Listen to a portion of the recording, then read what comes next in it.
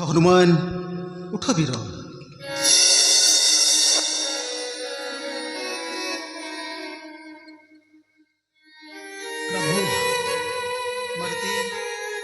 दीन बंधु निकटर वार्ता पाइचे मुहि अयोध्या नगर आज पड़ी विपद मु पारिबी के जानी प्रभु क्यों विपद ग्रास कर मोर यही अयोध्या कटके मु आज घर विपद रे पड़ी रे मारुति विपद थरे मात्र जानवा चाहूँ प्रभु क्यों विपद सम्मुखीन मो आराध्य देवता से दुख शुणिले हुए तू केबेले धैर्य धरी रही पारिबुनु कथा भी शुणा मन मध्य बहुत उत्कंठा मोहर कहतु प्रभु मु जानवा चाहे हनु रे हनु रे हनु रे विपद पड़ीछि विपद बाबू एबे मते विपद पड़ीछि बाबू एबे मते सेथि लागि सिना डाकिछि रे तोते सेथि लागि सिना डाकिछि रे मु जानवा चाहे प्रभु बरे तो हनु रे हनु रे हनु रे जय श्री राम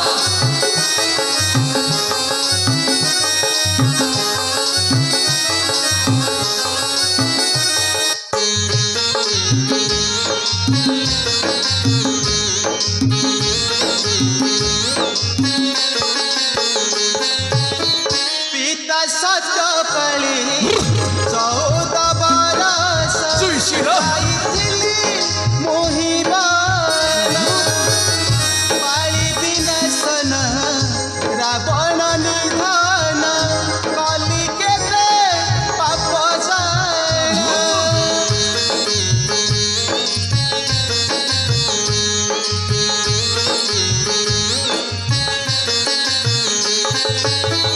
पाप प्रयश्चित करिबा पाइटी कली यज्ञ आयोजन यज्ञ साथे पठाइली सिना जय श्री राम भाई मर सत्युषान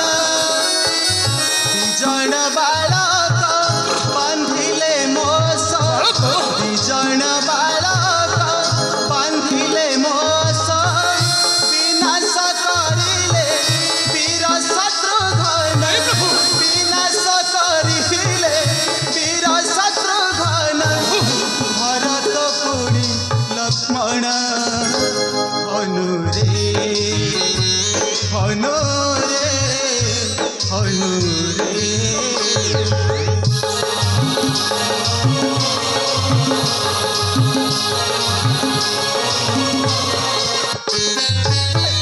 यही ହେଉଛି ମୋର ଦୁଃଖର କାହାଣୀ ରେ ମାରୁତି। ଆଜି ମୋ ପାଖରେ ଏହା କହିବାକୁ ମୋର ଭାଇମାନେ କେହି ନାହାନ୍ତି ହନୁମାନ। ମୁଁ ଆଜି ମୋର ଭାଇମାନଙ୍କୁ ହରାଇ ସାରିଛି ମାରୁତି। प्रभु